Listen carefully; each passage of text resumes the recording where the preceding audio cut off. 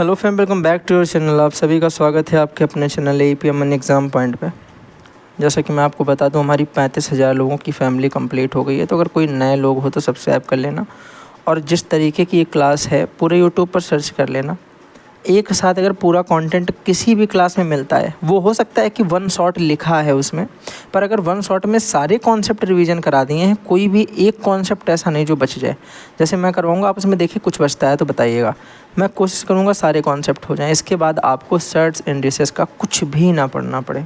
ठीक है, तो इस हिसाब से क्लास बनाएंगे, ज़्यादा समय भी नहीं लेंगे। चलो शुरू करते हैं नंबर 1 के साथ। मैंने लिख भी दिया कि कॉन्सेप्ट नंबर 1 का मतलब है ये हमारा फर्स्ट नंबर का कॉन्सेप्ट है। क्वेश्चन कैसे पूछा जाता है, इस बात को ध्यान से देखना।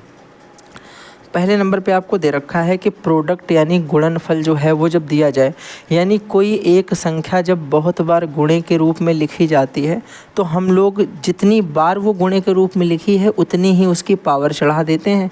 ये अपने आप में एक यूनिक कॉन्सेप्ट होता है। मैंने कहा यहाँ जैसे एक क्वेश्चन भी दे रखा कि 3 की घात कितना बनेगा। आप बोलोगे 1 बार, 2 बार, 3 बार, 4 बार, 5 बार और 6 बार इंटू में लगा है, तो हम इसे 3 की पावर 6 लिख देंगे। ठीक है, मैंने कहा अगर लिखा हो कहीं पे 2 into 2 into 2 into 3 into 3 into 9 into 7, भैया इसे क्या लिखेंगे। आप बोलोगे भैया बिल्कुल सरल सी बात है, इसका मतलब हो गया 1 2 3, यानी ये तो लिखा है 2 की पावर 3, हाँ या ना, इंटू। आप बोलोगे भैया अब दूसरा वाला देख लेते हैं। 3 देखो, एक बार इसमें एक बार इसमें। 9 को क्या लिख सकते हो, 3 गुणे 3, याद है ना सबको, 3 त्रिका 9 होता है। तो 1 2 3 4 बार 3 हो जाएगा, तो 3 की घात 4 हो गया, इंटू। फिर मैंने कहा क्या आ जाएगा, बोलोगे भैया 7 लिखा है, 7 की घात 1 ही है, तो 7 की घात 1। ये इसका आ गया प्रोडक्ट रूप, यह आंसर हो गया। तो बात समझ गए। अगर इस तरीके के प्रश्न आएंगे कर लोगे सब लोग के, नहीं कर लोगे, बोलोगे भैया सब लोग कर लेंगे, सबको ये बात समझ में आ गई है। जितनी बार जो संख्या गुणे में लगी होती है वो उतनी ही उसकी पावर हो जाती है। ठीक है, एक बात हो गई। नंबर 2 पर भैया कॉन्सेप्ट देखेंगे कि क्या है।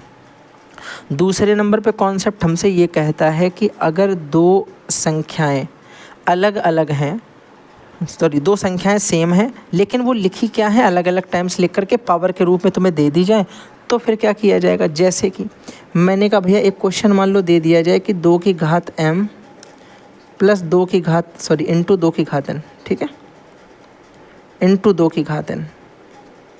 इसका मतलब है कि जब हमारा बेस सेम हो और इंटू में क्या लगा है, ये प्रोडक्ट का साइन लगा है इंटू का, तो जब भी गुणा होता है तो घातें क्या होती हैं, जुड़ जाती हैं। लेकिन ये बात हमेशा याद रखना, गुणे में घातें जुड़ती कब हैं, जब आधार दोनों के कैसे हों, सेम हो। आधार सेम होंगे तो गुणे में घातें जुड़ जाएंगी, आधार सेम होंगे तो गुणे में घातें जुड़ जाएंगी। आप बोलोगे भैया यानी ये कॉन्सेप्ट तो मैं समझ गया हूँ, इस पर बेस्ड एक क्वेश्चन छोटा सा कोई देख लेते हैं। मैंने मान लिया कि भैया ये मान लो कहीं पे दे दिया गया कि 2 की पावर 5 इंटू 4 की पावर 2। ध्यान से सुनना, आप बोलोगे भैया इसमें आधार सबसे पहले कोशिश करें कि सेम हो जाए, क्योंकि आधार सेम होगा तो गुणे में घातें जुड़ जाएंगी। ये तो 2 की घात 5 लिखा है, यहाँ अगर देखो तो ये कितना लिखा है 4, 4 का मतलब होता है 2 की घात 2, और ऊपर और एक 2 घात चढ़िए, तो ये हो गई 2 की घात 5, और ये कितना हो जाएगा, 2 पावर की पावर मतलब इंटू हो जाएगा, 2 दूनी 4, तो ये 2 की पावर 4 हो गया। तो टोटल भैया देखा जाए तो कितना हो जाएगा, 2 की पावर 5 और प्लस 4, क्योंकि गुणे में घातें जुड़ जाएंगी, आधार कैसा है, सेम है, तो ये आ जाएगा 2 की पावर 5 4 9, 2 की पावर 9 इसका आंसर आ जाएगा। बात समझ गए बढ़िया तरीके से। तो गुणे में घातें क्या होती हैं, जुड़ जाती हैं। और इसी का एक कॉन्सेप्ट उल्टा आपको याद रखना है कि गुणे में घातें जुड़ जाती हैं तो भाग में घातें घट जाएंगी। डिवाइड मीन्स पावर का सब्ट्रैक्ट करना है। जब मेरे भाई बेस समान होता है, आधार समान होता है और बीच में भाग का निशान लगा हो, तो इस सिचुएशन में घातें क्या होती हैं, आपस में भैया घट जाती हैं। याद रखिएगा, जैसे ये हमें सवाल दे रखा, हमने कहा इसका क्या हो जाएगा। आप बोलोगे भैया ये भी 7 है, ये भी 7 है, तो एक तो हो जाएगा 7 की पावर 8 में से माइनस कर देंगे कितना, 6। ऊपर वाले को नीचे वाले को ऊपर से माइनस कर देंगे, यानी जैसे n को m से माइनस कर दिया, तो 6 को यहाँ 8 से माइनस किया। फिर मैंने कहा ये भी a है, ये भी a है, तो एक बार a लिख दिया, और ऊपर मैंने देखा कितना लिखा है 10, उसमें से कितना माइनस करना है, नीचे 8। फिर मैंने कहा कितना लिखा, ये b लिखा और ये भी b लिखा, तो b लिख दिया। और b में ऊपर कितना था 7 और नीचे कितना था 4, तो 4 माइनस कर दिया। फिर मैंने कहा मेरे भाई c लिखा है, c लिख दिया, ऊपर कितना है 12, नीचे भी कितना है 12। मैंने कहा इसको 10 कर लो, क्योंकि अभी जीरो वाला कॉन्सेप्ट मैं आगे आपको बता दूंगा। इसको अगर 10 कर लेते हैं तो ये c माइनस 12 माइनस 10 हो जाएगा। ठीक है भैया, सॉल्व करोगे कितना आ जाएगा, बोलोगे 7 की पावर 2 आ जाएगा, a की पावर भी 2 आ जाएगा, b की पावर 3 आ जाएगा और c की पावर 2 आ जाएगा। तो ये मेरे भाई आंसर आ जाएगा आपका। बात बढ़िया तरीके से समझ में आ गई कि नहीं आ गई, एक बार बता दो ज़रा, एक बार बता दो कि बात बढ़िया तरीके से समझ में आ गई कि नहीं आ गई। यानी 7 square a square b cube c square इसका आंसर आ जाएगा। ये भैया क्वेश्चन था, हो गया जो हम लोगों का। ठीक है, कॉन्सेप्ट नंबर 4 की तरफ बढ़ जाते हैं एक बार और जल्दी से समझ लेते हैं कॉन्सेप्ट क्या है। कॉन्सेप्ट आपसे बोल रहा है कि अगर पावर कभी भी माइनस में होगी, पावर अगर माइनस में है, माइनस में, तो हम लोग क्या करते हैं, फ्रैक्शन को उल्टा कर देते हैं। यानी हम लोग अंश को हर बना देंगे और हर को अंश बना देंगे। आपको पता है कि न्यूमरेटर अपॉन डिनोमिनेटर की फॉर्म में किसी फ्रैक्शन को लिखा जाता है। कोई फ्रैक्शन है तो उसे न्यूमरेटर अपॉन डिनोमिनेटर यानी अंश बटे हर के भाग में लिखते हैं। अगर इसकी पावर -n लगी हो तो हम इसे क्या लिख देंगे, पावर प्लस करने के लिए आप बोलोगे डिनोमिनेटर ऊपर चला जाएगा, न्यूमरेटर नीचे आ जाएगा और पावर n हो जाएगी। यानी पावर को माइनस से प्लस करने के लिए क्या करना पड़ता है, इस फ्रैक्शन वैल्यू को आपस में इंटरचेंज कर देना है, इसको रेसिप्रोकल कर देना है, चेंज कर देना, ठीक है, इसका व्युत्क्रम कर देना है। तो आप बोलोगे भैया इसको उल्टा कर देंगे, पावर पॉजिटिव हो जाएगी। बात अच्छी तरीके से समझ में आ गई, बोलोगे बढ़िया भैया बात समझ में आ गई। एक प्रश्न इससे मिलता जुलता कोई समझा दो। तो मैंने कहा एक भैया इसका प्रश्न देख लो, नीचे तुम्हें दिया भी गया है, इस प्रश्न को हल करने की कोशिश करते हैं कि कैसे होगा। आपने कहा भैया 1/2 की पावर -2 है, पर आपने कहा कि हम इसको पलट देते हैं तो पावर प्लस हो जाती है। तो 1/2 को हम कर देंगे अगर 2/1 तो मेरे भाई पावर प्लस की 2 हो जाएगी। फिर बोलोगे प्लस लगाया, मैंने कहा 1/3 की पावर -2 है, मैंने कहा अगर इसे 3/1 कर दोगे तो पावर प्लस की 2 हो जाएगी। फिर मैंने कहा प्लस आगे देखो 1/4 की पावर -2 है, अगर इसी को 4/1 कर दोगे तो पावर प्लस की 2 हो जाएगी। बटे में 1 लिखो ना लिखो कोई फ़र्क नहीं पड़ता, बोलोगे बिल्कुल सही बात है। मैंने कहा 2 की पावर 2 का मतलब कितना होता है, तो बोलोगे 4 प्लस। मैंने कहा 3 की पावर 2 का मतलब बोलोगे 9। मैंने कहा 4 की पावर 2 का मतलब बोलोगे 16। तो मेरे भाई टोटल कर दोगे कितना आ जाएगा, आप बोलोगे ये हो जाएगा 16 4 25 4 29। इसका आंसर आ जाएगा 29। This is my answer. एक बार जल्दी से बता दो बात बढ़िया तरीके से समझ में आ गई कि नहीं आ गई। जब भी घात माइनस में लगी होती है, संख्या को आपस में पलट दिया जाता है, संख्या को अपनी ही जगह पलट देंगे और वो प्लस हो जाएगी। लेकिन भैया एक कॉन्सेप्ट इसमें थोड़ा सा और समझ लेना, एक हल्की सी कोशिश करूँगा आपको बताने की, थोड़ा सा समझिएगा बस। मैंने कहा मान लो कहीं पर लिखा है कि 5 की पावर -3, तो इसका मतलब क्या होगा, तो आप बोलोगे इसका मतलब हो जाएगा 1/5 की पावर 3। इसका क्यों ऐसा मतलब हुआ भैया, यहाँ पे तो फ्रैक्शन है नहीं जो हमने पलट लिया। आप एक बताओ, इसके बटे में अगर 1 लगा दें तो कोई फ़र्क पड़ेगा क्या, नहीं पड़ेगा। 1 की घात भी अगर -3 कर दे तो कोई फ़र्क पड़ेगा क्या, नहीं पड़ेगा। तो कहने का मतलब है इस चीज़ को हम ये भी तो लिख सकते थे कि 5/1 की पावर -3, और इसी को जब सीधा कर दिया तो 1/5 की पावर 3 हो गया। तो ये बात समझ गए, है वही चीज़, बस यहाँ फ्रैक्शन में लिखा था और यहाँ फ्रैक्शन में नहीं दिया था। बस छोटा सा कॉन्सेप्ट था जो मैंने आपको बता दिया। अगला भैया देखो क्वेश्चन नंबर 5 और कॉन्सेप्ट नंबर 5 की तरफ। यहाँ आपसे बोला जाता है कि जब पावर की पावर दे दी जाए, यानी a की पावर m और की पावर n, ये देखो होल पावर है, ये पावर यहाँ पे ब्रैकेट होना चाहिए, ध्यान से सुनना, यहाँ पर भी एक कन्फ्यूजन है। मैंने कहा आपसे कभी कभी बोल देता है कि 2 की पावर 3 की पावर 2 क्या बराबर है 2 की पावर 3 की पावर 2 के। तो कुछ लोगों को लगेगा कि ये बराबर है, बिल्कुल बराबर नहीं है। यहाँ का मतलब हुआ कि ये 3 की पावर 2 यानी ये 2 की पावर 9 लिखा है, और ये लिखा है 2 की पावर, यहाँ देखो यहाँ पे इंटू हो जाएगा क्योंकि ये ब्रैकेट के बाद पावर लगी है तो गुणा हो जाएगा। यहाँ देखो जब ये ब्रैकेट लगा होता है तो इनका भैया गुणा कर दिया जाता है, देखो गुणा हो गया, तो ये हो जाएगा 2 की पावर 6। क्या 2 की पावर 9 और 2 की पावर 6 आपस में बराबर होती हैं, बोलोगे बिल्कुल नहीं बराबर होती हैं। तो ये आपस में बराबर नहीं है, यानी यहाँ से हम एक कॉन्सेप्ट छोटा सा ये समझ लेंगे साइड में, क्योंकि मैंने इसमें लिखा नहीं आई थिंक। तो आप यहाँ पे एक बात ये याद रखेंगे कि a की पावर m की पावर n जो है वो does not equal to a की पावर m की होल पावर n। ये दो अलग अलग चीज़ें हैं। ये दो अलग अलग चीज़ें हैं, ध्यान रखना। ये एक अलग कॉन्सेप्ट डायरेक्ट आपसे पूछा जा सकता है, इस पर बेस्ड क्वेश्चन पूछे भी गए हैं। यहाँ पर देखना जरा, a की पावर m की होल पावर n जब हम करते हैं तो पावर m इंटू n हो जाती है। तो भैया इसका आंसर बताना है, बोलोगे बिल्कुल आराम से बता देंगे। 5 की पावर 3 की पावर 2 यानी 3 का गुणा 2 से हो जाएगा तो 3 दूनी 6 आ जाएगा, 5 की घात 6 आ जाएगा। यहाँ पर 5 की घात 6 बराबर 5 की घात p, तो 5 5 नीचे सेम है तो p बराबर कितना आ जाएगा, बोलोगे भैया 6, तो p का मान यहाँ से कितना आ जाएगा 6। बात समझ में आ गई कि नहीं आ गई, जल्दी से एक बार बता दो, समझ में आ गई बढ़िया तरीके से बात। आप बोलोगे भैया बेहतरीन तरीके से समझ में आ गई है, आगे कुछ नया बताइए। अब देखो अगला कॉन्सेप्ट नंबर 6 जल्दी से देख लेते हैं बिना आपका टाइम वेस्ट किए हुए। अगले नंबर पे आपको लिखा है एट वंस कॉन्सेप्ट, मतलब क्या होता है इसका कॉन्सेप्ट का मतलब ये होता है कि जब दोनों पर पावर सेम लगी होती है, भले ही वो अंक अलग अलग हैं, पावर अगर सेम है तो हम उसको पूरे को एक होल पावर के रूप में लिख सकते हैं। कोशिश करिएगा समझने की, समझ में बात आ जाएगी। हमने कहा कि अगर दो अलग अलग इक्वेशन भी लिखी हुई हैं लेकिन हमने ये देखा कि दोनों के ऊपर पावर सेम है, तो इसका मतलब है कि जब दोनों के ऊपर पावर सेम है तो उनके जो आंसर आएगा वो मेरे भाई पूरे की होल पावर के रूप में आ जाएगा। जैसे समझना, मैंने आपसे बोला कि a की पावर भी m थी, b की पावर भी m थी, तो हम चाहें तो ये भी m है ये भी m है, तो a बटे b पूरे की होल पावर को m कर सकते हैं। एक बात समझ में आई, मैंने कहा जैसे a की पावर m इंटू बी की पावर m इंटू सी की पावर m, ये a b c अलग अलग भी हो सकते हैं। जैसे 2 की घात m की जगह मान लिया 3, गुणे b की जगह मैंने मान लिया कि 3 की घात m की जगह मान लिया 3, गुणे c की जगह मैंने 4 मान लिया, फिर ये 3 की 3। भैया m m m आपस में सेम होने चाहिए, तो ये 3 ये 3 ये 3, और a b c अलग अलग भी हो सकते हैं, तो तीनों अलग अलग हो गए। तो इनका आंसर हमेशा क्या होता है, a का गुणा b का गुणा c से करा दो और पूरे की पावर m लिख दो। आप बोलोगे भैया a का गुणा b का गुणा c का कराएंगे तो कितना आ जाएगा, आप बोलोगे आ जाएगा 2 3 6 6 चौको 24, 24 की पावर 3, ये आंसर आ जाएगा। समझ में बात आ गई कि नहीं आ गई, कितने लोगों को ये बात बढ़िया तरीके से समझ में आ गई। आप बोलेंगे भैया सभी को ये बात समझ में आ गई है, ठीक है भाई। अब इस चीज़ को मैं यहाँ से क्या करता हूँ, रफ कर देता हूँ, और अब हम लोग एक प्रैक्टिस करते हैं अपने क्वेश्चन की तरफ। एक बात बताओ जरा, 2/3 की पावर 3 है इंटू 5/7 की पावर 3 है। मैंने कहा जब दोनों की पावर 3 है तो क्या करेंगे, ब्रैकेट में इनको एक साथ लिख देंगे, 2/3 गुणे 5/7, और पूरे की पावर कितनी कर देंगे 3। तो ये वाला आंसर इसका एकदम राइट होगा, जो कि ऑप्शन नंबर सी में दे रखा है। भाई कोई समस्या है किसी को तो जल्दी बता दो, बोलोगे कोई दिक्कत नहीं। मैंने कहा भैया और भी इसे क्या लिख सकते हैं, इसे लिख सकते हैं 2 पंचे 10/3 सत्ते 21 की पावर 3। ये बात भी एकदम सामने जो आएगी वो सीधी आ जाएगी।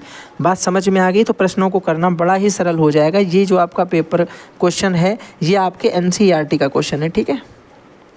जहाँ से क्वेश्चन इस समय होता है भैया उठा लेते हैं, ज़्यादातर क्वेश्चन NCERT से ही उठा लेते हैं। ये लोग भी भाई TCS वाले भी क्वेश्चन कहाँ से ला रहे हैं, सब वहीं से। यहाँ पर लिखा है कि बेस और पावर बेस्ड कॉन्सेप्ट क्या होता है।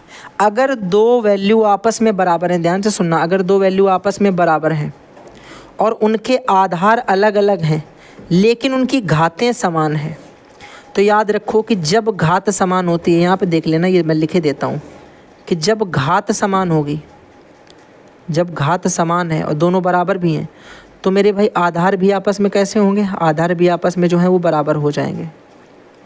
और इसका जस्ट उल्टा यहाँ पे काम करता है, यहाँ पर भी लिख देंगे कि जब आधार समान है, जब आधार समान होगा मेरे भैया तो घात भी समान होगी, तो घात भी समान होगी। तो आधार समान है तो घात भी समान होगी, घात समान है तो आधार भी समान होगा। तो मैंने कहा इसका मतलब हो गया ये तो आपस में गुणे में लगे। अच्छा देखो, पिछले वाले कॉन्सेप्ट भी रिवीजन थोड़े से हो जाएंगे। जब दो अंक आपस में गुणे में लगे हैं तो उनकी पावर क्या होती है, जुड़ जाती, क्योंकि ये दोनों सेम है। मैंने कहा ये 5/3 की पावर कितनी हो गई, आप बोलोगे भैया घातें जुड़ जाएंगी क्योंकि बीच में क्या लगा है, गुणा लगा है, और ये दोनों सेम है। तो हमने अभी पढ़ा था कि a की पावर m इंटू a की पावर n क्या होता है, a की पावर m प्लस n, हाँ या ना, थोड़ी देर पहले पढ़ा कि नहीं पढ़ा इसे। तो बोलोगे ये हो जाएगा 5/3 की पावर 5 ये और 11, ये कितनी हो गई 16, बराबर 5/3 की पावर 8x। एक बात बताओ ज़रा, यहाँ पर आधार ये भी 5/3 है और ये आधार भी 5/3 है, इसका मतलब इनकी घातें भी आपस में क्या हो गई, बराबर हो गई।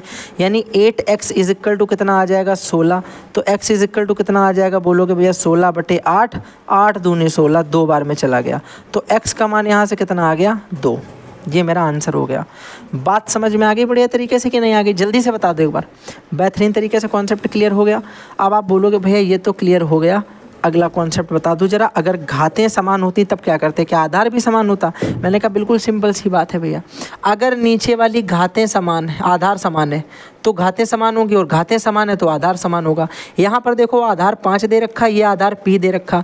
आधार तो नहीं अभी समान दिख रहा है, लेकिन देखो जरा घातें इसकी भी 13 और इसकी भी 13, और दोनों आपस में बराबर। एक कॉमन सेंस से सोचो, मैं कह रहा हूँ फॉर्मूले को जो है आग लगाओ। आप एक बताओ 2/3 बराबर कितना होता है? 8 होता है। अब दूसरा दुनिया का कोई भी ऐसा अंक बता दो जिसकी पावर हम 3 करें और वो भी 8 आ जाए। आप बोलोगे भैया यहाँ पे 2 ही आएगा, यहाँ पर 2 ही आ जाएगा, ठीक है।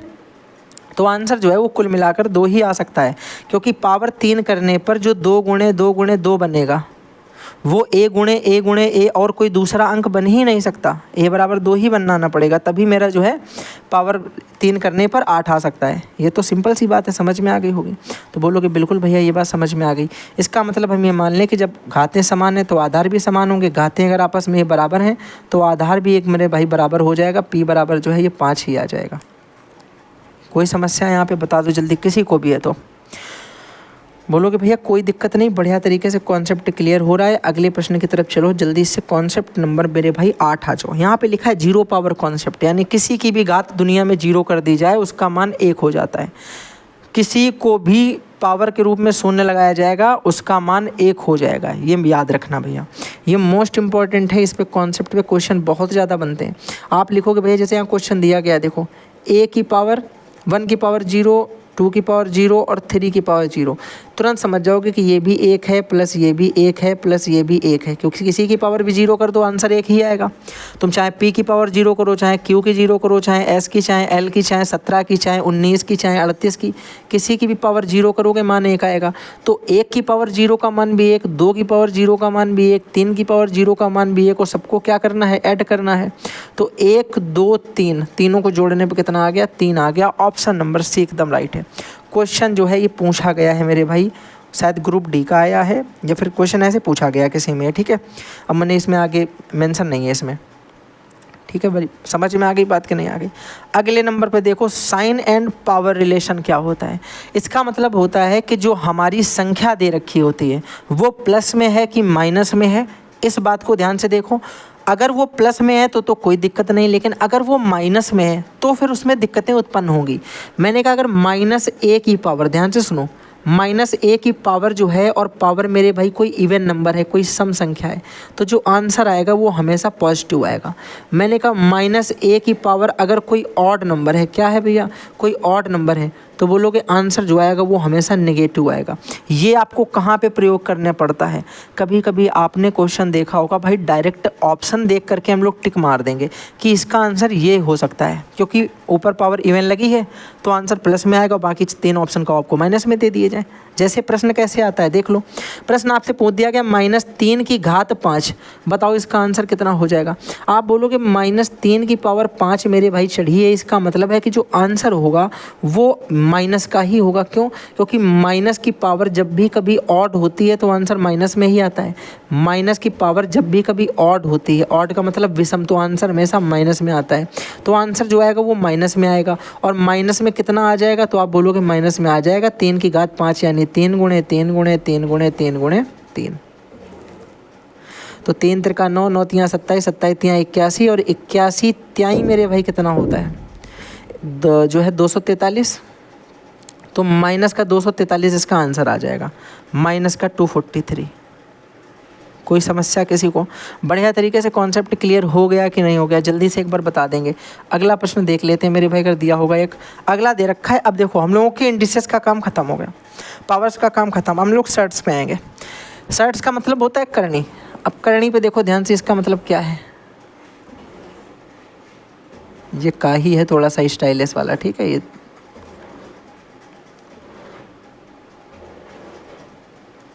करनी को ध्यान से देखना। करनी मेरे भाई क्या है? पावर जो होती है वो अपॉन में लगी होती है। ऐसे याद करो कि पावर जो है वो अपॉन में लगी होती है। मैंने कहा जैसे 3 की पावर 5 लिखा है, तो ये तो अभी पावर चढ़ी हुई है।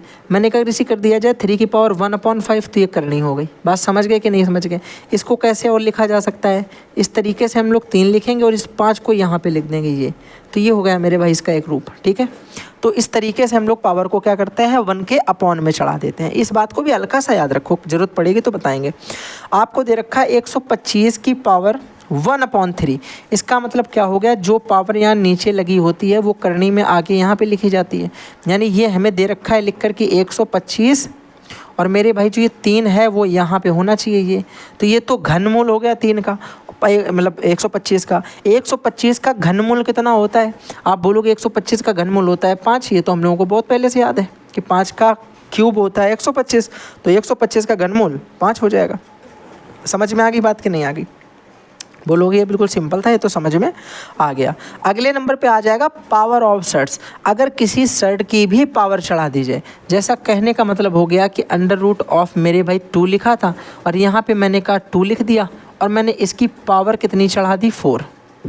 तो इसका आपसे पूछा बताओ आंसर कितना हो जाएगा। बिल्कुल ध्यान से सुनना, आराम से बातें समझ में आएंगी। आप बोलोगे भैया इसका आंसर जो है बहुत सरल तरीके से हम बता सकते हैं। जो ये अंदर वाला 2 लिखा है इसको ऐसे लिख देंगे, और जो भी पावर मेरी ऊपर लगी होती है उसको हम लोग ऊपर लिखते हैं, और जो भी करनी होती है उसको हम लोग नीचे लिखते हैं। तो 2 दूनी 4, तो यहाँ से आ गया 2 की पावर 2, और 2 की पावर 2 का मतलब 4। कितना सरल है जरा बता दो एक बार। कितना ही सिंपल था ये कॉन्सेप्ट, समझ गए कि नहीं समझ गए? मैंने कहा जरा एक और बता दो भैया। मैंने कहा क्यूब ऑफ 125 की पावर 2। बोलोगे भैया इसको बताना है, कैसे बताओगे? आप बताओगे भैया देखो, एक तो इसका तरीका जो है बड़ा ही कॉन्सेप्चुअल तरीका हम लोग सॉल्व करेंगे। इसका हम लोग आंसर ऐसे ही बता देंगे। हम लोग इसका बता देंगे कि 125 लिखा, 125 की पावर 2 ऊपर लिख दिया और 3 नीचे लिख दिया। तो ये ही इस फॉर्म में ही आपको आंसर दे दिया जाता कि ये इसका आंसर हो गया, ठीक है। सॉल्यूशन करना है तो करेंगे, नहीं करना तो नहीं करेंगे। आगे मेरे भाई ज़रा ध्यान से देखना, इसका बता दो जरा क्या हो जाएगा। इसका आप एक काम करना है, इसका आप लोग कमेंट बॉक्स में बताओगे जल्दी से। इसका कमेंट बॉक्स में मुझे बताइएगा कितना हो जाएगा।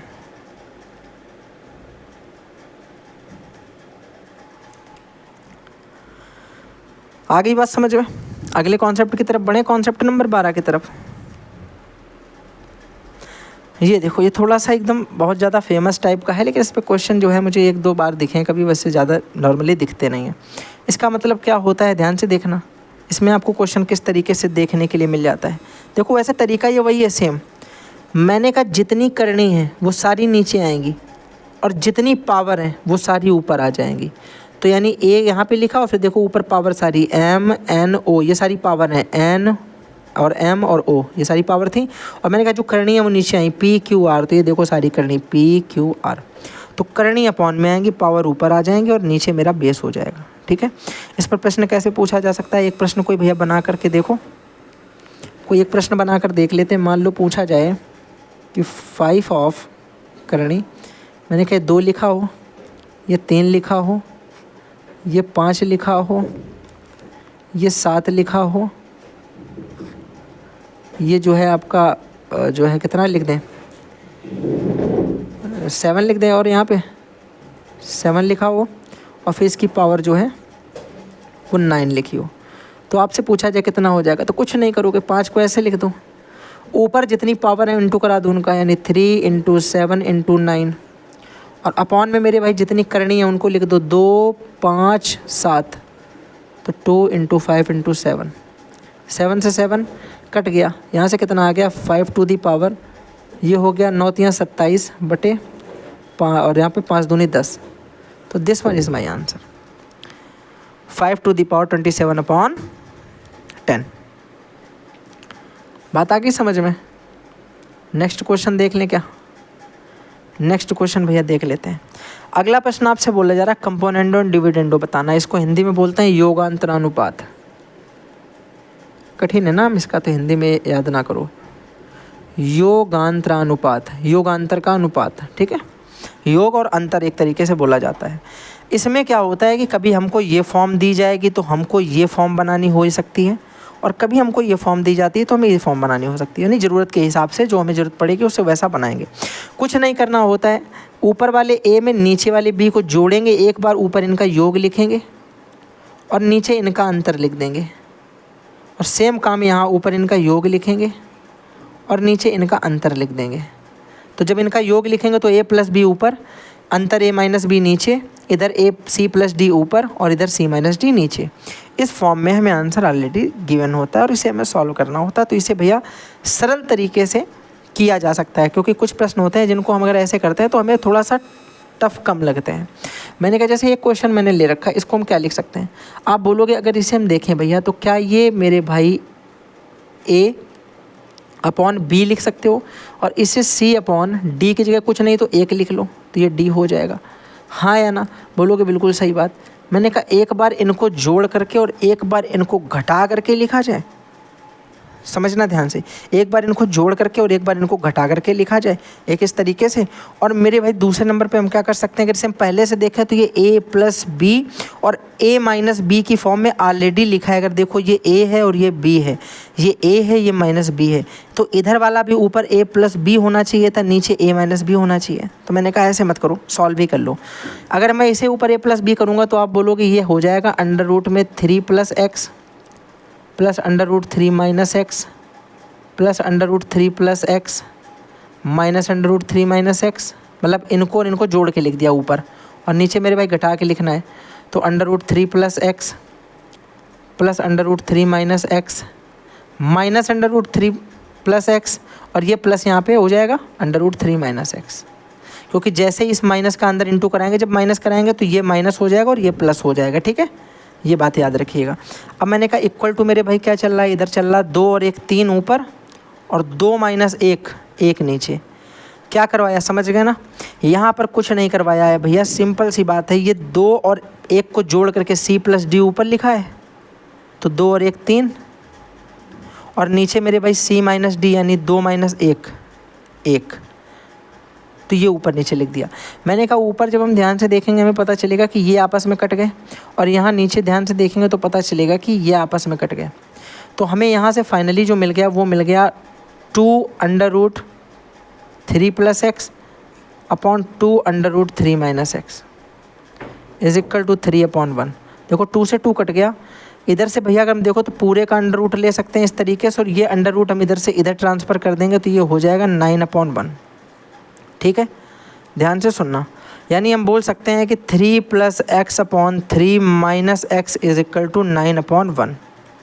अब अगर हम इसे सॉल्व करें क्रॉस मल्टीप्लाई कैंची गुणा करा के, तो कैंची करा देंगे तो ये हो जाएगा आपका कितना 9 3 27 माइनस 9x 27 माइनस 9x बराबर ये हो जाएगा 3 एकम 3 x एकम x, तो 3 प्लस एक्स। तो यहाँ से भैया अगर देखो तो x इधर चला जाएगा, x वाली वैल्यू इधर चली जाएगी तो ये 10x हो जाएगी और मेरे भाई 3 उधर से इधर आ जाएगा तो ये माइनस हो जाएगा। 27 में 3 चले गए, कितने बचे बोलोगे भैया 24। तो x का मान कितना आ जाएगा बोलोगे, वो आ जाएगा 24/10। x का मान कितना आ जाएगा 24/10। तो ये मेरा आंसर हो जाएगा, x का मान 24/10। सरल था एकदम कि नहीं? ऊपर a plus b upon a minus b is equal to c plus d upon c minus d. बस वही फॉर्म अपनानी है जो ऊपर कॉन्सेप्ट में आपको बताई है ये वाली। जैसा कॉन्सेप्ट में समझाया है, मान के चलो कि यहाँ पे जो a लिखा है वो हमारा पूरा का पूरा under root 3 plus x plus under root 3 minus 1 लिखा है और नीचे मेरे भाई मानो जो है b की वैल्यू, तो b पूरा लिखा है under root 3 plus x minus under root 3 minus x. फिर हमने ऊपर a प्लस बी किया तो इन दोनों को जोड़ दिया आपस में, फिर अपॉन में मेरे भाई दोनों को घटा दिया, इज इक्वल टू में c plus d upon c minus D कर दिया। फाइनली पूरा सॉल्व कर लिया। कोई दिक्कत बोलोगे? कोई समस्या नहीं, बात समझ में आ गई। अगला देखते हैं भैया। नेक्स्ट मेरे भाई कॉन्सेप्ट देख लो। ये सारे पैटर्न है, इन्हें तो डायरेक्ट आपको रिमेंबर रखना है, लर्न कर लेना है। ठीक है, ये पैटर्न नंबर 1 हम लोग मानते हैं। इसमें क्या होता है कि सारे के सारे रूट ऑफ जो प्रोडक्ट ऐसे फाइंड में लगे होते हैं और ये कहाँ तक लगे होते हैं, इन्फिनाइट तक होते हैं, इन्फिनिटिव तक होते हैं। तो जब ये इन्फिनिटिव तक होते हैं मेरे भाई, ये सारे ऐसे प्रोडक्ट फॉर्म में लगे होते हैं, तो इस कंडीशन पर जो आंसर होता है इन्फिनिटिव तक जाने पर वो यही होता है जो अंडर रूट में लिखा होता है, यही आंसर होता है। जैसे आपको क्वेश्चन दे दिया जाए कि under root of 5 under root of 5 under root of 5 dash dash dash infinity तक, आपसे पूछा जाए बताओ इसका आंसर कितना होगा, बोल दोगे भैया मुँह उठा के किसका आंसर जो होगा वो 5 ही होगा, ऐसे करके आंसर लिख दोगे।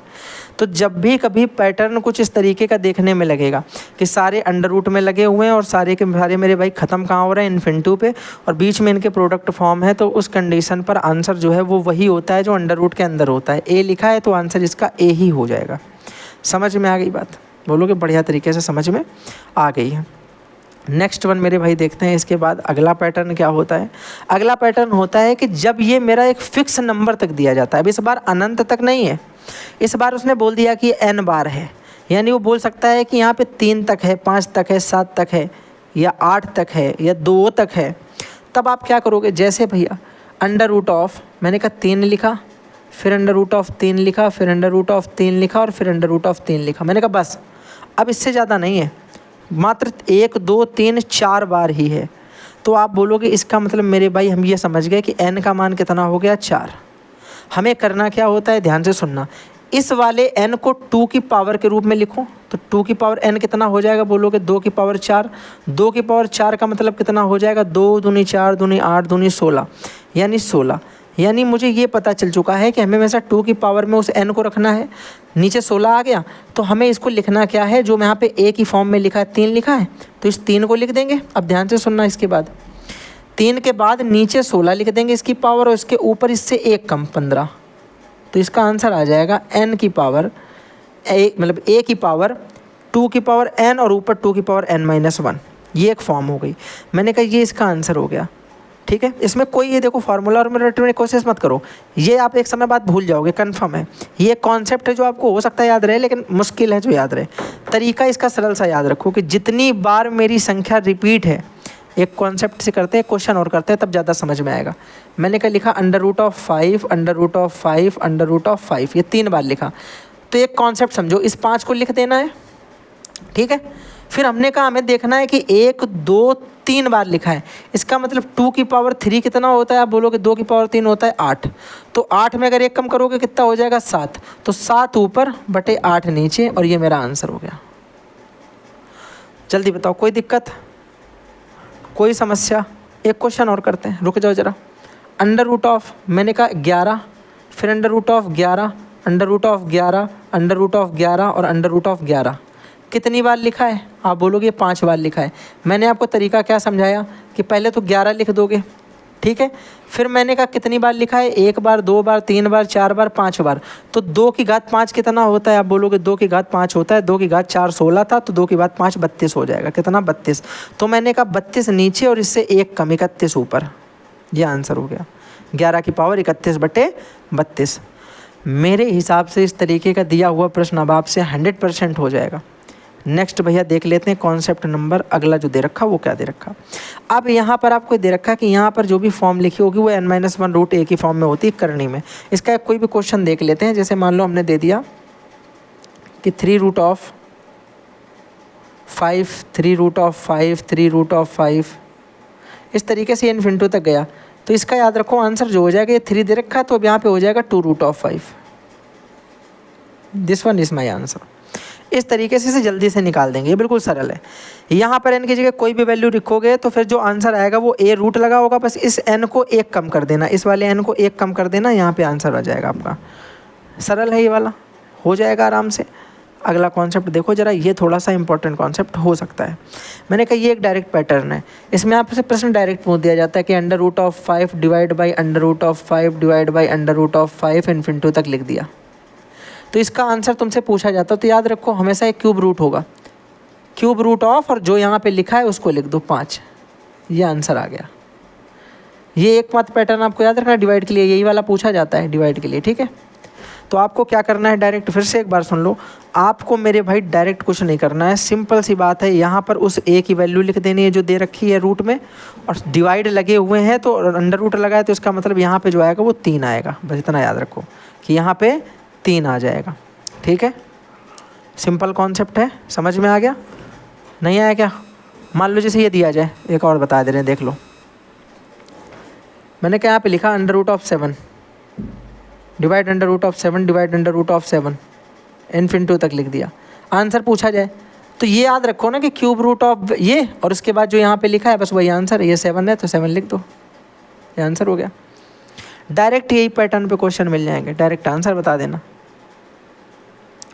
नेक्स्ट वन देखो, अब यहाँ पे आ रहा प्लस और माइनस वाला कॉन्सेप्ट इन्फिनिटी तक के लिए। मेरे भाई यहाँ पर बहुत ध्यान से समझना है तुम्हें ये बात कि जब भी मेरा इस तरीके का पैटर्न मिलता है कि अंडर रूट ए प्लस अंडर रूट ए प्लस अंडर रूट ए और ये इन्फिनिटी तक जाता है, तो इस कंडीशन पे तुम्हें क्या याद रखना है, तुम्हें ये याद रखना है भैया कि इस ए का हम सबसे पहले क्या देखेंगे, फैक्टर निकाल के। क्या देखेंगे, फैक्टर। क्या देख लेंगे मेरे भाई, बोलोगे भैया इस ए का हम लोग देख लेंगे फैक्टर।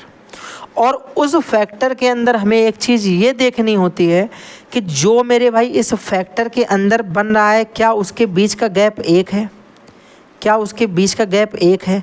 अगर उसके बीच का गैप एक है तो प्लस के लिए बड़ा वाला आंसर और माइनस के लिए छोटा वाला आंसर। इस कॉन्सेप्ट को ऐसे नहीं समझा जा सकता बिना एक सवाल के। तो एक सवाल देखेंगे, अभी आप समझ जाओगे। मैंने कहा मान लो एक यहाँ पे तुम्हें पैटर्न में सवाल दे रखा, मैंने कहा यहाँ पे तुम्हें सवाल दे रखा है मान लो 30, मैंने कहा 30 प्लस रूट 30 प्लस रूट 30, और ये मैंने कहा कहाँ तक चला जाता है, आप बोलोगे चला गया इन्फिनिटी तक। मैंने कहा इसका आंसर तुम्हें बताना है, तो कोशिश ये करना है तुम्हें कि देखो यहाँ पे कुछ लिखा नहीं है, यहाँ पे तो कुछ लिखा नहीं है, यानी इसका मुझे ऐसा फैक्टर करना है जिनके बीच का गैप एक हो। आप बोलोगे इनके मैंने फैक्टर क्या पढ़े हैं, 5 छंग 30, 5 6 जा 30, 5 6 जा 30, और 5 और 6 के बीच में गैप कितने का है, आप बोलोगे 5 और 6 के बीच में जो गैप है मेरे भैया वो गैप है 1 का। तो मैंने कहा जब भी इनके बीच में गैप 1 का होगा तो हमें ये देखना है कि मेरे सवाल में यहाँ पे क्या दे रखा, प्लस दे रखा है कि माइनस। अगर प्लस दे रखा है तो आंसर हो जाएगा 6, माइनस दे रखा होता तो आंसर हो जाता 5। ये दो पैटर्न बनते हैं इसके। अगर प्लस दे रखा है तो आंसर बड़ा वाला आएगा, अगर माइनस दे रखा है तो आंसर छोटा वाला आएगा। बात समझ में आ गई कि नहीं आ गई, बस एक बार जल्दी से बता देना। बढ़िया तरीके से बात समझ में आ गई कि नहीं आ गई। मैंने कहा एक प्रश्न और देख लेते हैं इस टाइप का। मैंने कहा एक सवाल दे रखा कि अंडर रूट ऑफ, मैंने कहा 12 प्लस 12 प्लस 12 और ये इन्फिनिटी तक है। तो बोलोगे भैया सिंपल सी बात है, इनका निकालेंगे एलसीएम। यहाँ पे एलसीएम के दो फैक्टर ऐसे करेंगे कि बीच का गैप 1 आ जाए। हमने पढ़ा है 3 चौके 12, 3 चौके 12, 3 4 जा 12। बीच का गैप कितने का, आप बोलोगे बीच का गैप जो है मेरे भैया वो 1 का है। इसका मतलब यहाँ पे लगा है प्लस, और प्लस में तो बड़ा वाला आंसर होता है, तो आंसर जो आएगा वो कितना आ जाएगा 4। और अगर यहाँ पे माइनस लगा होता, यहाँ सब में माइनस लगा होता, तो बोलोगे अगर माइनस लगा होता तो आंसर हो जाता 3। कोई समस्या किसी को जल्दी बता दो एक बार। 1% की किसी को कोई समस्या है यहाँ पे, बोलोगे बिल्कुल समस्या नहीं है, बढ़िया तरीके बात समझ में आ गई। अब देखो इसका कुछ आए हुए प्रीवियस ईयर के क्वेश्चन, ये आपसे क्वेश्चन पूछा गया था। कुछ नहीं करना है, इसका ऐसा फैक्टर बनाना कि बीच का गैप पता चल जाए। बीच का गैप देखो कितना हो जाएगा, बोलोगे 2 3 6 हो गया कि नहीं हो गया। बीच का गैप कितना है, आप बोलोगे बीच का गैप 1 का है। जब 1 का गैप है और यहाँ पे प्लस है तो आंसर बड़ा वाला होगा। आंसर कितना हो जाएगा, बोलोगे आंसर हो जाएगा 3। ठीक है, इतनी जल्दी ये सवाल कर सकते हो, सिर्फ देख करके ये सवाल कर दोगे। अब मान लो भैया ध्यान से सुनना, सपोज दैट, वैसे ऐसा इस सवाल में है नहीं क्योंकि गैप बन रहा है, पर मैंने कहा कि मान लो इस सवाल में गैप ना बनता। मैंने कहा इफ़, मैंने कहा जो गैप बन रहा है वो गैप जो है 1 ना होता, तब क्या करते। देन भैया हम लोग यहाँ पे क्या करते, बस इस बात को ज़रा सा ध्यान दे लेंगे। तो आप बोलोगे भैया उसके लिए हम लोग एक फार्मूला यूज करते हैं, कौन सा, अंडर रूट 4a + 1 और प्लस 1/2। अंडर रूट 4a + 1 और प्लस 1/2। मैंने कहा इसका मतलब मेरे भैया क्या है, इसका मतलब ये हो जाएगा कि ये मेरा a का मान है, ये मेरा a का मान है, और हमने मान लिया कि मेरा गैप जो है वो 1 नहीं बन रहा। हमने मान लिया कि मेरा जो गैप है, गैप जो है वो 1 अगर ना आए, हमने यहाँ पे लिख दिया कि अगर ना होता तो क्या करते। अगर गैप 1 ना होता तो क्या करते, तो आप बोलोगे भैया तो फिर हमें एक फार्मूला पता होता है कि अंडर रूट ऑफ 4 × a + 1, और मेरे भाई आगे हम लोग यहाँ +1 करते हैं और अपॉन में 2 कर देते हैं। तो बोलोगे भैया फिर तो हो जाएगा अंडर रूट ऑफ 4 × a की जगह 6 + 1 और +1 मेरे भाई अब बटे 2। तो ये हो जाएगा अंडर रूट में 6 चौको 24 1 25 + 1/2। तो एक बात बता दो ज़रा आप जल्दी से, एक बात समझा देना भैया कि अंडर रूट 25 का मान कितना होता है। बोलोगे अंडर रूट 25 का मान होता है मेरे भाई 5। अंडर रूट 25 का मान 5 + 1/2। तो 5 और 1 6, 6/2 भैया कितना हो जाएगा, 2 3 6 3। तो ऐसे भी आंसर जो है वो कितना आएगा, 3 ही आएगा। आंसर मेरे भैया परिवर्तित नहीं होगा, तरीका परिवर्तित हो सकता है अगर गैप 1 नहीं बनता है तो। यहाँ पे तो मेरा आराम से हम देखेंगे फैक्टर करके, फैक्टर मेरे भाई 2 3 6 आ जाएगा, प्लस का साइन लगा हुआ है, प्लस का साइन का मतलब ये हो गया कि 3 आंसर आएगा। तो एक तरीका इतने में हो जाएगा, दूसरा तरीका थोड़े बड़े में होगा। ये तरीका प्रयोग कब करना है, जब मेरा फैक्टर बीच का गैप 1 ना दे। बहुत ध्यान से सुनो, मैंने कहा एक ये सवाल और प्रीवियस ईयर में आया, इसमें बीच का गैप जो था वो 1 नहीं बना लोगों से, बीच का गैप 1 नहीं बना। बताओ क्या करें, इसमें गैप 1 नहीं बन रहा है, इसमें जो गैप है वो तो 1 निकल ही नहीं रहा है। अब क्या किया जाए, आप बोलोगे भैया कुछ ना किया जाए। अभी तो हम लोगों ने फार्मूला पढ़ा कि √4a + 1 और इस पूरे का अंडर रूट और प्लस का 1/2। बोलोगे भैया बस इतना करना है कि ये जो √4a लिखा है 4 × 18 कर देना है। आप बोलोगे मेरे भाई यहाँ पे कर देना है 4 × 18 और +1, पूरे के बटे में 2 और 1 आगे +1। बताओगे भैया इसे सॉल्व करने पे कितना आ जाएगा, आप बोलोगे ये आ जाएगा 18 चौके 72 और 1 73, अंडर रूट में 73 + 1/2। तो ये इसका आंसर आ जाएगा √73 + 1/2। कोई दिक्कत किसी तरीके की किसी को है तो तुरंत बता दो। आप बोलोगे भैया कोई समस्या नहीं, बढ़िया तरीके से बात समझ में आ गई है, हाँ या ना। नेक्स्ट वन भैया जल्दी से देख लो। मैंने कहा इसमें बहुत ज़्यादा आपका समय बर्बाद नहीं करेंगे क्योंकि प्लस माइनस सेम ही होता है। मैंने कहा एकदम यहाँ पे लिख दिया मैंने कि सेम कॉन्सेप्ट है, तो इसको मैं बिल्कुल नहीं समझाऊंगा। वही सेम तरीका है कि अगर गैप 1 बन जाता है तो आंसर इसमें छोटा वाला होगा, क्योंकि ये माइनस है। मैंने आपको वहाँ बताया भी कि माइनस में आंसर जो है वो छोटा वाला होता है।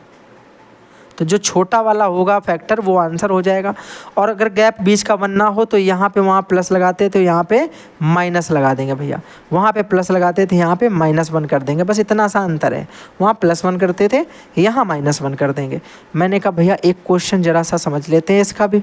आपने कहा यहाँ 30 दे रखा, मैंने इसका फैक्टर निकाला, मुझे मिल गया 5 6 जा 30 मेरे भैया। बीच का गैप कितना, आप बोलोगे बीच का गैप 1 का, यहाँ पे लगा है माइनस तो ये माइनस वाला आंसर होता है, ये प्लस वाला। हमसे पूछा गया माइनस तो ये मेरा आंसर हो गया 5, इसका जस्ट राइट आंसर है 5, इसका एकदम सही उत्तर हो गया। इतना ही बस करना है, इससे ज़्यादा कुछ भी नहीं करना है। मैंने कहा भैया अगले नंबर पे ज़रा देख लेते हैं कि बाय द वे भैया बीच का गैप ना बनता तो क्या करते। मैंने कहा कुछ ना करते, फार्मूला अभी तुमने पढ़ा कि √4a प्लस का 1 और यहाँ पे /2 और यहाँ -1 हो जाता है क्योंकि बीच में माइनस लगा हुआ है।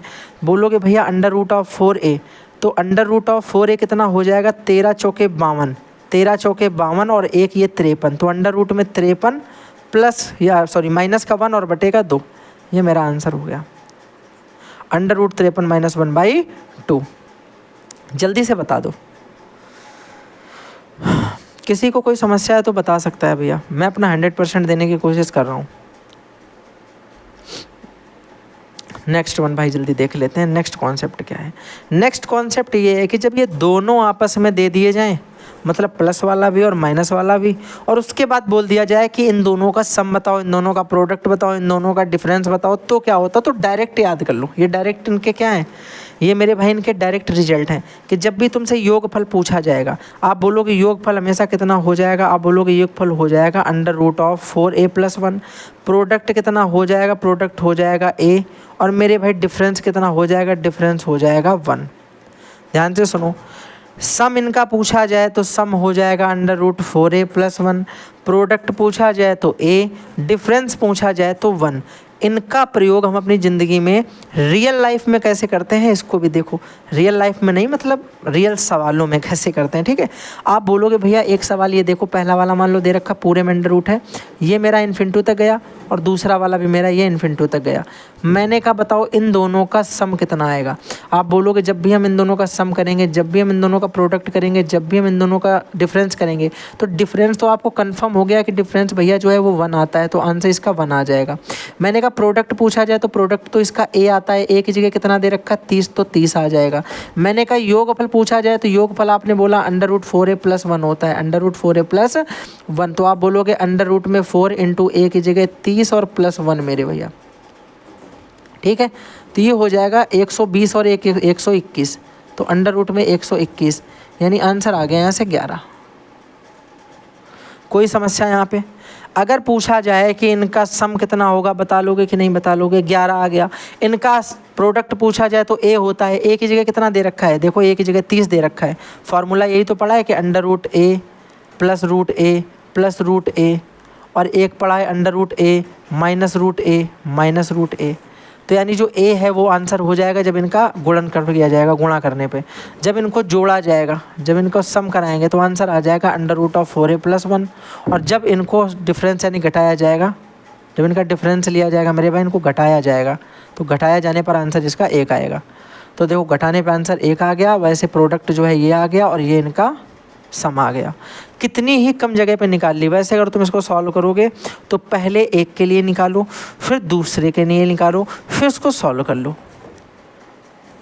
एक बार करके दिखा दें क्या पूरा इसका? मतलब वैसे भी मैं काम करता हूँ, इस वाले पेज को मैं कॉपी कर देता हूँ ताकि आपके PDF में ये पेज बना रहे, और मैं इसका डुप्लीकेट लेकर के इस वाले में जो है आपको समझा देता हूँ। मैं इसको करके भी दिखा देता हूँ।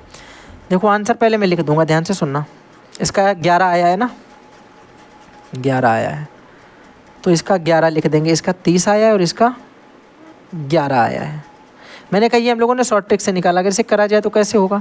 आप बोलोगे भैया x बराबर आपने कहा कि 30 आ रहा, 30 के 2 फैक्टर करेंगे तो 6 पंचे 30, बीच का गैप 1 आ गया, प्लस लगा इसलिए आंसर जो है इसका 6 हो जाएगा।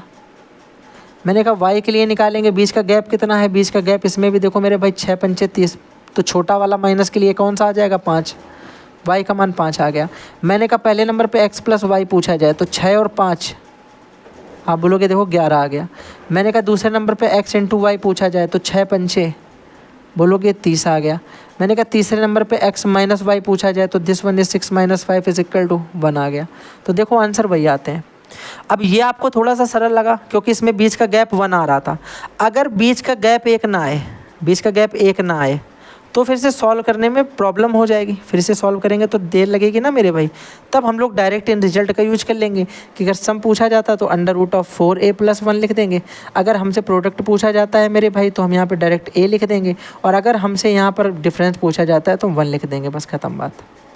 तो ये मेरे हिसाब से आपके लिए बहुत ही ज़्यादा सरल कॉन्सेप्ट है। मैं फिर से कह रहा हूँ कि मैं जितनी चीज़ें आपको बता रहा हूँ सारी की सारी इम्पॉर्टेंट हैं। नेक्स्ट वन, यहाँ पर ज़रा ध्यान से सुनो क्या दे रखा। कुछ नहीं है, सेम टू सेम वही चीज़ है जो हम लोगों ने पीछे पढ़ी। मैं आपको अगर ये चीज़ वहीं पे समझाने की कोशिश करता तो आपको हो सकता थोड़ी दिक्कत होती, इसलिए मैंने इसे अलग से रख दिया। मैंने कहा अगर इसमें इस वाले n को हटा दिया जाए, इस वाले n को हटा दिया जाए, इस वाले n को हटा दिया जाए, इस n को हटा दें, इस n को हटा दें और इस n को हटा दें, तो भैया आप बोलोगे यहाँ पर ये n हट जाएगा, ये n हट जाएगा, ये हट जाएगा, ये भी हट जाएगा, ये भी हट जाए, सॉरी ये क्यों हटेगा, ये तो बना रहेगा। जो उसमें ज़्यादा चीज़ें हटा दें, ये हट जाएगा। अब आप बोलोगे भैया अब जो मेरा ये फार्मूला था वो ये था कि जब इस तरीके से आप चीज़ें देते तो यहाँ पे 1 आ जाता था और यहाँ पे 1 आ जाता था, यहाँ पे 1 आ जाता था और यहाँ पे 1 आ जाता था। अब सुनना ध्यान से, जैसे ही मैं यहाँ पर n लिखूँगा, जैसे ही मैं यहाँ पे n लिखता हूँ तो जो मेरा 1 है, ये 1 मेरे भाई, इसको हम चेंज कर देते हैं n² से और इसको हम चेंज कर देते हैं n से। बस इतना याद रखना, ये चीज़ें बस चेंज हो जाएंगी दोनों में। यहाँ पे n लिखूँगा तो यहाँ पर मेरे भाई n² और ये n आ जाएगा। बात समझ गए? हाँ या ना? जल्दी से बोल दो हाँ या ना। तो अब आपको ये बात समझ में आई कि मैंने आपको जो अभी समझाया वो क्या है। आपको मैंने फार्मूला फिर से देखो वही कर दिया जो था। मैंने आपको समझा भी दिया कि ये कैसे काम करता है। तो आप चाहो तो मैं चाहता हूँ कि इस स्लाइड से बेटर आप इसमें ये वाली स्लाइड रखो, ये वाली, इसमें आपको ज़्यादा समझ में आएगा कि किसको किससे चेंज किया है। एक एक चीज़ देखो, देखने में भी समझ में आ जाएगी।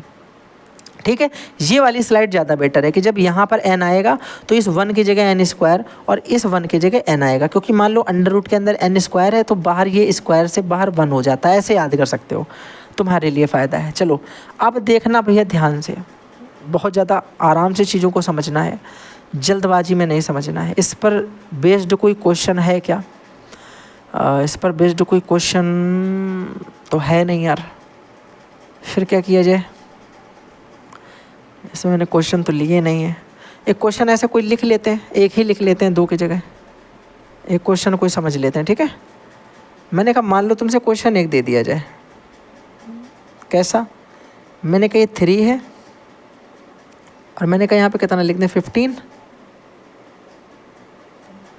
फिर मैंने कहा प्लस ये 3 और ये 15 प्लस ये 3 और ये 15। मैंने कहा इसे सॉल्व करना हो। आप बोलोगे भैया हमने ये पढ़ा कि under root of 4a plus n square plus n/2, मतलब 1 को सिर्फ n स्क्वायर से रिप्लेस कर दिया है। बोलोगे कोई दिक्कत नहीं भैया, कर देंगे इसको, सरल कर देंगे आराम से, कोई दिक्कत नहीं है। मैंने कहा ये 15 आपने बताया है, 15 का गुणा 4 से कराएंगे, 15 चौके 60, ये हो जाएगा 60 और ये हो जाएगा 3 का स्क्वायर, क्योंकि n की जगह देखो 3 दे रखा है, n की जगह 3 दे रखा है और a की जगह 15 दे रखा है। तो जैसे यहाँ रखोगे तो ये 15 चौके 60 और प्लस यहाँ पे 3 का स्क्वायर 9, 60 और 9 तो ये अंडर रूट में 59 आ गया, 69 आ गया, सॉरी अंडर रूट में 69 आ गया। प्लस मेरे भाई यहाँ पे क्या लिखा है n की जगह कितना 3, ये 3 आ गया और बटे मेरे भाई कितना आ गया 2। तो क्या ये इसका आंसर आ जाएगा? जल्दी से बता दो। क्या ये बिल्कुल सरल था, समझ में आ गया होगा आपके? कोई दिक्कत? ठीक, चलो आगे बढ़े, अगला क्वेश्चन देखते हैं।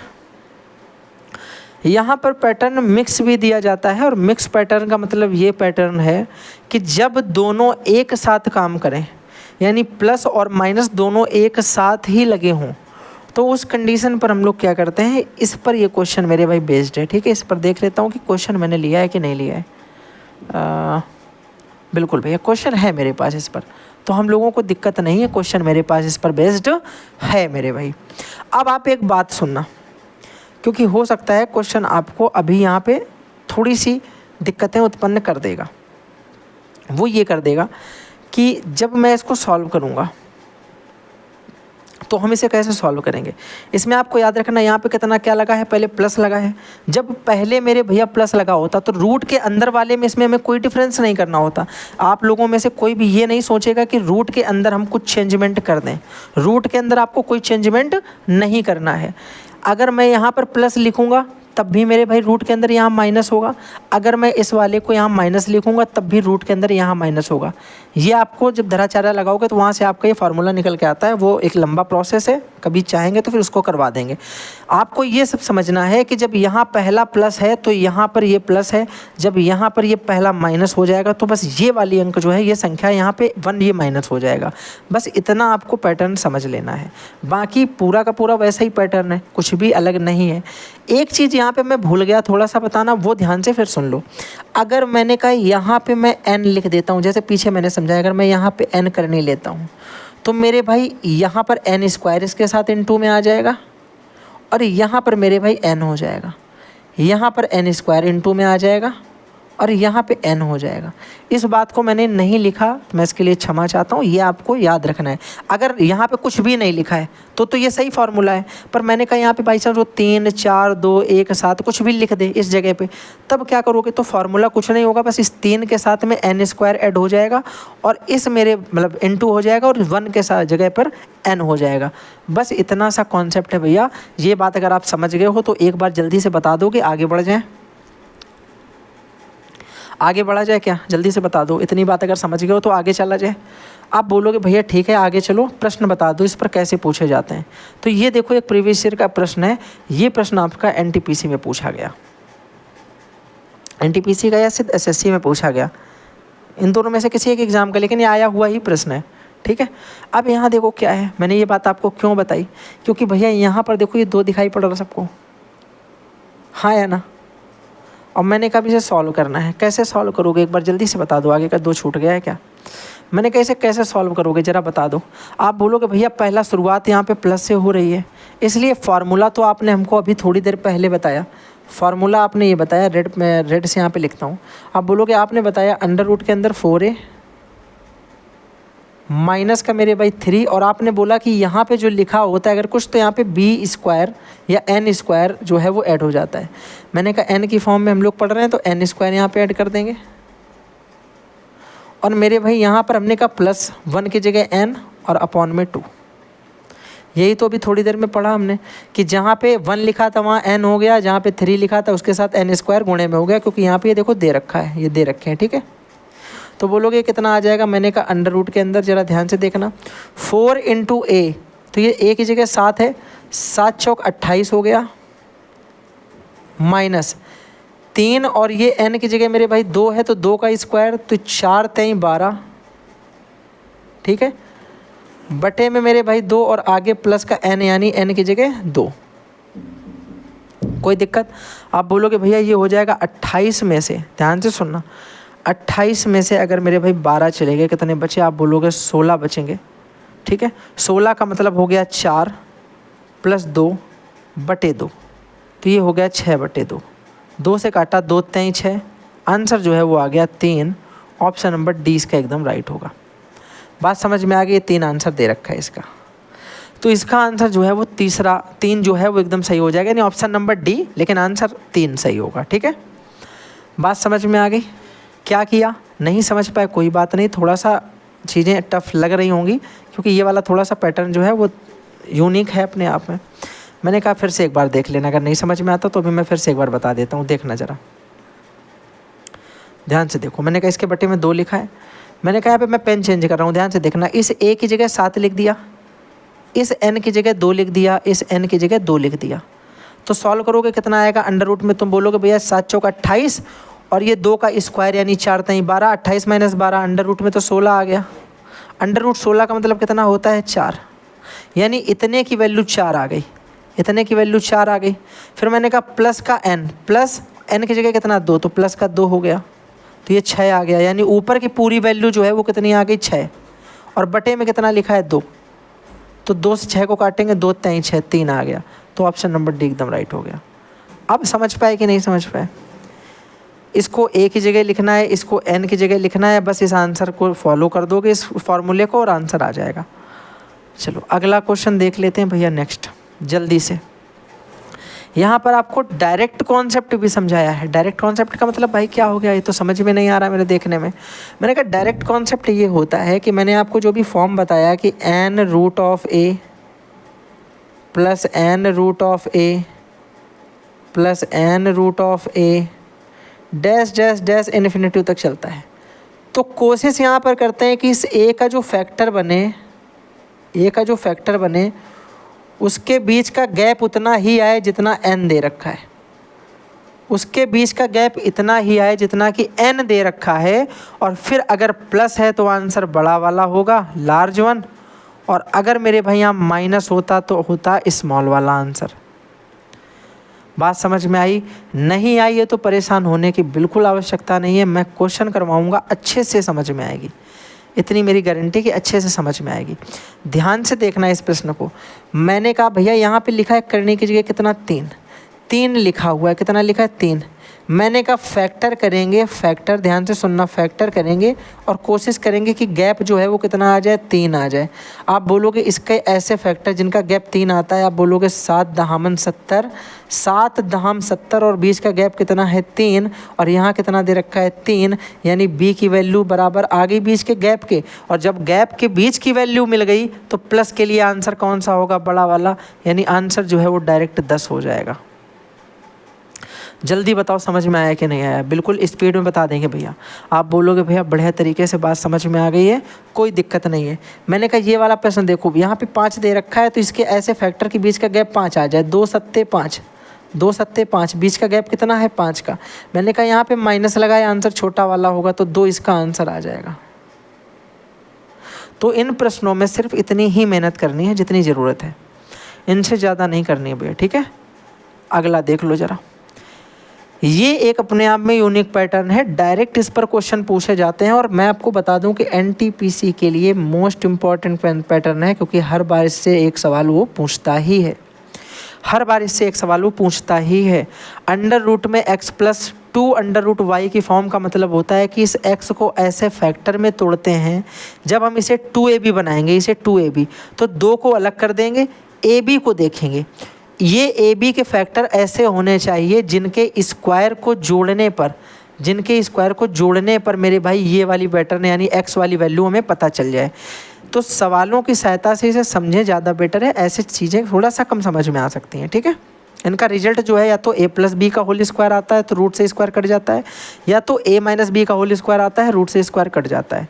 ये इनके दो पैटर्न बनते हैं। मैंने कहा अगर यहाँ से हम थोड़ा सा प्रश्न देखेंगे तो बात समझ जाएंगे। यहाँ पर तुम्हें दे रखा है कि 11 plus 6 root 2 is equal to मेरे भाई दे रखा है a प्लस रूट बी। तुमसे पूछा गया है कि b का मान कितना होगा, किसकी वैल्यू पूछ दी गई कि बताओ b का मान कितना होगा। बिल्कुल सरल है, आराम से बता दोगे। बोलोगे कैसे बताना है? आपने कहा भैया कि इसको हमें 2ab की फॉर्म में तोड़ना है। 2ab की फॉर्म में मैंने कहा 2 तो अलग हो गया। अगर मेरे भाई इससे मैंने 2 अलग कर दिया तो यहाँ पे बचा 3 और यहाँ पे बचा रूट 2। हमने कहा ये 3 इंटू रूट 2 भी हो सकता है, 3 इंटू रूट 2। लेकिन मैंने कहा यहाँ पे देखो क्या ये आ रहा है इसका स्क्वायर करने पे। आप बोलोगे इसका स्क्वायर करने पे आ जाएगा 3 का स्क्वायर 9 और मेरे भाई रूट 2 का स्क्वायर आ जाएगा 2, दोनों को जोड़ेंगे तो आ जाएगा 11। इसका मतलब ये बात एकदम सेटिस्फाइड कर गई। तो क्या मेरे भाई हम इसे ये नहीं लिख सकते हैं, हम इसे ये भी तो लिख सकते हैं कि 3 का स्क्वायर और प्लस अंडर रूट 2 का स्क्वायर। बता दो जल्दी। बोलोगे बिल्कुल सही बात है। हमने कहा अगर हम इसे एक साथ लिखें अंडर रूट के अंदर तो क्या लिख सकते हैं? बोलोगे लिख सकते हैं कि 3 का स्क्वायर प्लस रूट 2 का स्क्वायर प्लस मेरे भाई 2 गुणे 3 गुणे रूट 2। तो ज़रा ध्यान से इसे देखो, कुछ समझ में आया क्या? बोलोगे बस एक ही चीज़ समझ में आ रही कि ये a स्क्वायर है, ये b स्क्वायर है, ये प्लस 2ab है। तो ये क्या होता है? ये होता है a प्लस बी का होल स्क्वायर। तो 3 प्लस अंडर रूट 2 का होल स्क्वायर, होल स्क्वायर से रूट कट गया तो बोलोगे भैया 3 प्लस रूट 2 की वैल्यू जो है कितनी आ गई? a plus root b. आपसे पूछी गई है b की वैल्यू कितनी है, आप बोलोगे भैया b की वैल्यू जो है वो 2 आ गई, b की वैल्यू 2 आ गई। जल्दी बताओ समझ गए कि नहीं समझ गए? जल्दी से एक बार बताओ। ये वाला पैटर्न समझ में आया? एक सवाल नहीं है, 2-3 सवाल मैं ऐसे करवाऊंगा। तो अभी एक में नहीं आया तो परेशान होने की कोई ज़रूरत नहीं, दूसरे में आ जाएगा। मैंने कहा अगर इसका मुझे पैटर्न चेक करना हो तो कैसे करेंगे, देखना ज़रा ध्यान से। 2ab में बदलना है तो मैंने कहा 2, फिर मैंने कहा मुझे लाना कितना है 10। 10 कैसे आ सकता है? मैंने कहा 21 बनाना है। तो 7 तिरका 21 पढ़ा है सबने, 7 तिरका 21, 7 और 3 10 भी होता है। तो हमने कहा रूट 7 गुणे रूट 3 हो सकता है। यहाँ पे रूट 7 का गुणा रूट 3 से हुआ होगा तो रूट 21 हो गया होगा और 2ab का 2 ये लिखा है। तो मैंने कहा क्या इसे अब हम अंडर रूट 7 का स्क्वायर और प्लस मेरे भाई अंडर रूट 3 के स्क्वायर के रूप में नहीं लिख सकते हैं? रूट 7 का स्क्वायर 7, रूट 3 का स्क्वायर 3 और 7 और 3 10। हाँ या ना? बोलो कि बिल्कुल सही बात है ये तो। यानी हम इसे लिख सकते हैं अंडर रूट के अंदर, मेरे भाई ध्यान से देखना कितना, अंडर रूट के अंदर लिख सकते हैं कि अंडर रूट 7 का स्क्वायर प्लस अंडर रूट 3 का स्क्वायर प्लस का 2 into under root 7 into under root 3। तो क्या ये a square plus B square plus 2ab नहीं हो गया? तो इसका मतलब ये भी हो गया अंडर रूट में under root 7 plus under root 3 का होल स्क्वायर। होल स्क्वायर से रूट कट गया, ये बराबर दे रखा है under root a plus under root b के।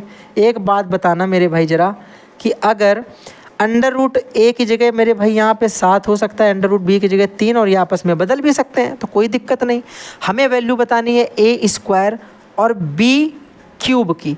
अब यहाँ देखो ध्यान से सुनना, हम इस पैटर्न को a प्लस बी के हिसाब से ही मान रहे हैं तो हमारे हिसाब से रूट 7 को ही a माना जाएगा और रूट 3 को ही रूट b माना जाएगा।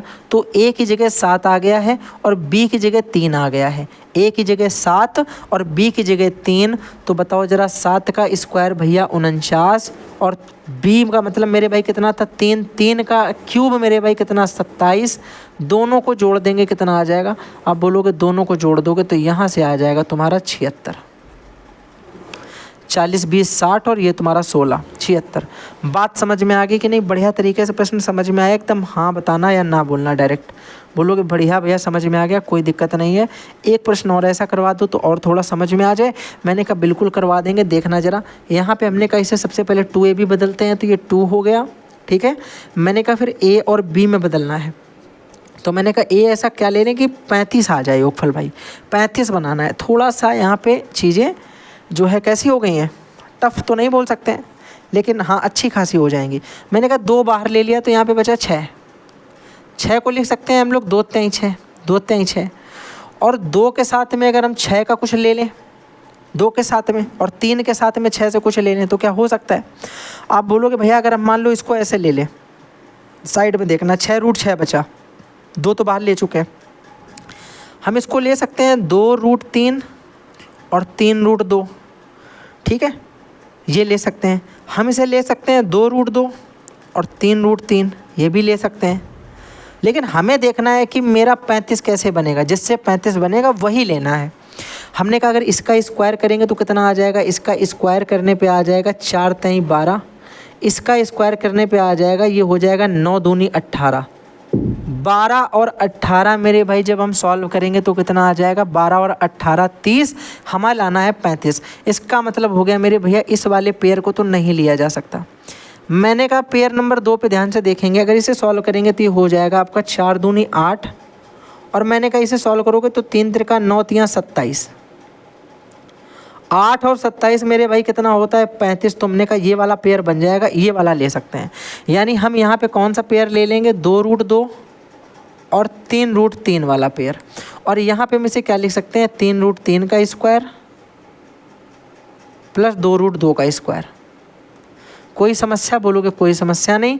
इसका मतलब हम इसे लिख सकते हैं अंडर रूट के अंदर 3√3 का स्क्वायर प्लस 2√2 का स्क्वायर, माइनस दे रखा है यहाँ पे, प्लस नहीं है, ध्यान से देखना, मैंने गलती में प्लस लिख दिया, यहाँ पे माइनस दे रखा, माइनस का 2 इंटू 2√2 इंटू 3√3। ये किसका फार्मूला है, A square plus B square minus 2ab का। तो ये फार्मूला किसका होता है, ए माइनस बी का whole square, A minus B का होल स्क्वायर से ये कट गया, तो आंसर आ गया 3√3 माइनस 2√2। और ये किसके बराबर दे रखा है, एक बार जल्दी से बता दो, ये किसके बराबर दे रखा है। आप बोलोगे भैया ये बराबर दे रखा है, मैं इसे बिगाड़ देता हूँ अब। आप बोलोगे भैया इसे किसके बराबर दे रखा है, इसे हमें बराबर दे रखा है 3√x माइनस 2√y के, 2√y के। तो आप बोलोगे 3√x की जगह मेरा 3 हो गया और 2√y की जगह मेरे भाई 2 हो गया। तो x की जगह मेरे भैया कितना हो जाएगा, बोलोगे 3, और y की जगह बोलोगे कितना हो जाएगा, बोलोगे 2। वैल्यू हमें बतानी थी under root of x plus y की, तो बोलोगे x की जगह 3 प्लस y की जगह 2, तो अंडर रूट 5 इसका आंसर हो जाएगा, क्योंकि हमें वैल्यू इसकी बतानी थी। जल्दी बताओ बात समझ में आ गई कि नहीं आ गई, बढ़िया तरीके से आ गई कि नहीं आई, सारी बातें समझा दो। आप बोलोगे भैया बढ़िया तरीके समझ में आ गई, एकदम आराम से आपने समझाया है, और ये मैं आपको हर लेवल के लिए तैयार कर दे रहा हूँ भाई, हर लेवल के लिए ही याद रखिएगा। यहाँ पर दे रखा है लास्ट कॉन्सेप्ट क्या होता है, लास्ट कॉन्सेप्ट आपको पता है होता है ग्रेटर देन और लेस देन वाले क्वेश्चन आपसे पूछे जाते हैं। ग्रेटर देन और लेस देन वाले आपसे क्वेश्चन पूछे जाते हैं।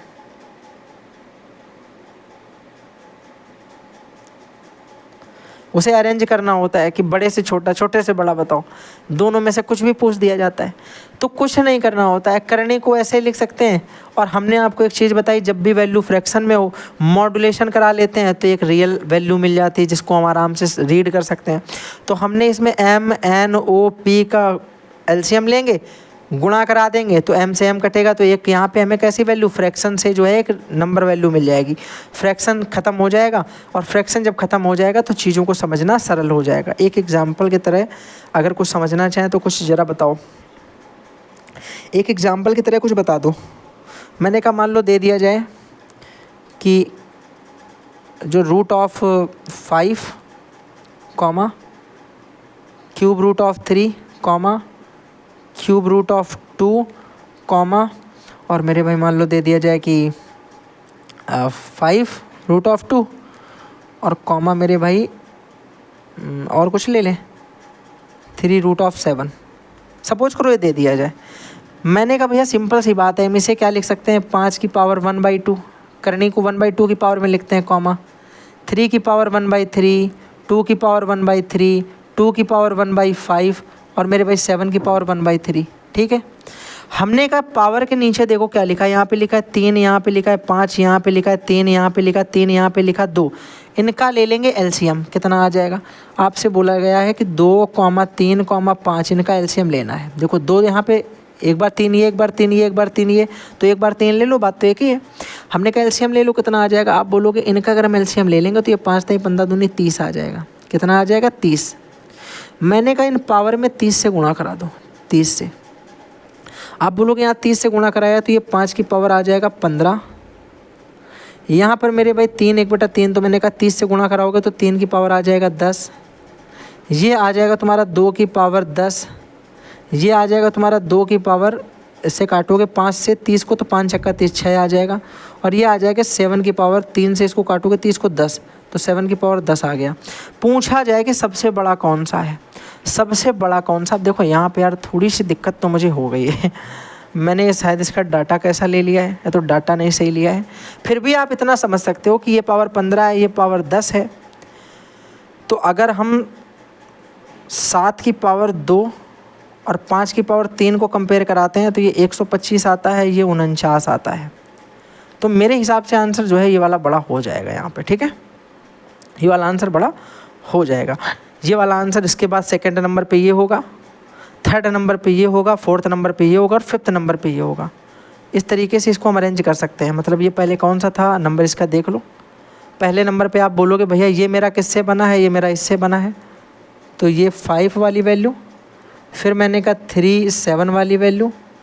फिर मैंने कहा कौन सी हो जाएगी, बोलोगे 3 3 वाली वैल्यू। फिर मैंने कहा कौन सी हो जाएगी, फिर आप बोलोगे भैया 2 जो है 3 2 वाली वैल्यू, और उसके बाद मेरे भाई 5 2 वाली वैल्यू।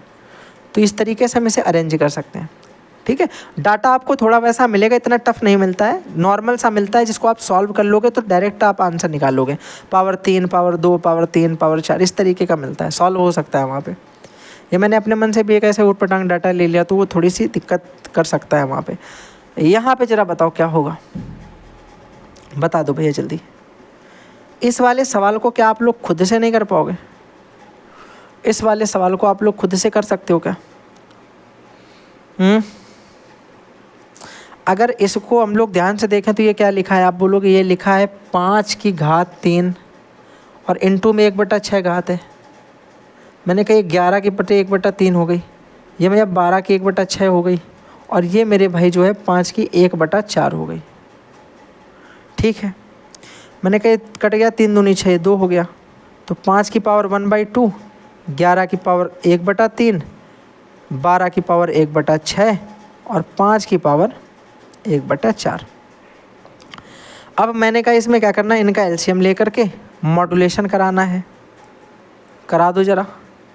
बोलोगे भैया 5, अगर हम यहाँ पे ये समझें कि ये 1/2 घात है, ये 1/3 है, ये 1/6 है, ये 1/4 है, तो 2 3 6 4 का एलसीएम अगर करोगे कितना आ जाएगा, बोलोगे 12 आ जाएगा। कितना आ जाएगा? 12 आ जाएगा भैया। तो हम इसमें क्या कर देंगे, पावर में 12 से इंटू करा देंगे, पावर में 12 से इंटू करा देंगे। तो ये कितना आ जाएगा, ये बोले भाई 2 छंग 12, तो 5 की पावर 6 आ गया। ये 11 की पावर 3 से काटोगे, 3 चौके 12, 11 की पावर 4 आ जाएगा। 12 की पावर 6 दूनी 12 2 आ जाएगा, और मेरे भाई 5 की पावर 4 3 12 3 आ जाएगा। तो मेरे हिसाब से यहाँ पे अगर सबसे बड़ा मान पूछा जाता है कौन सा हो जाएगा, तो ये हो जाएगा कि 5 की पावर 6 है। बता दो जल्दी एक बार, यही हो जाएगा क्या? करके भी देख सकते हैं इसे। तो 4 की पावर 11 का मतलब 11 गुणे 11 गुणे 11 गुणे 11, ये हो गया 121, ये हो गया 1331। 1331 गुणे 11 कराओगे तो कितना आ जाएगा? अब बोलोगे ये 1 4 6 4 और जो है 1 14 641, हाँ या ना? 11 एकम 11 1 11 3 33 1 34 4 3 11 3 33 3 36 4 3 11 एकम 11 3 14 4, ठीक है। यहाँ पे बात समझ में आ गई, ये आ जाएगा इतना। 5 की पावर 6 कितना होता है? 5 की पावर मेरे भाई जब हम करोगे 55 25 पंचे 125 पंचे 625 पंचे 3125,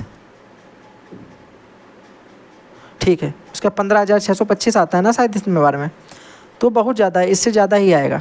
तो यही आंसर सही हो जाएगा सबसे बड़ा, ठीक है। तो ये प्रश्न आपसे पूछा गया है, प्रीवियस ईयर का है, PYQ का सबसे बड़ा पूछा गया। तो आप बता दोगे कौन सा है सबसे बड़ा? तो सबसे बड़ा आपका है 5 की घात 6। चलो अगला क्वेश्चन।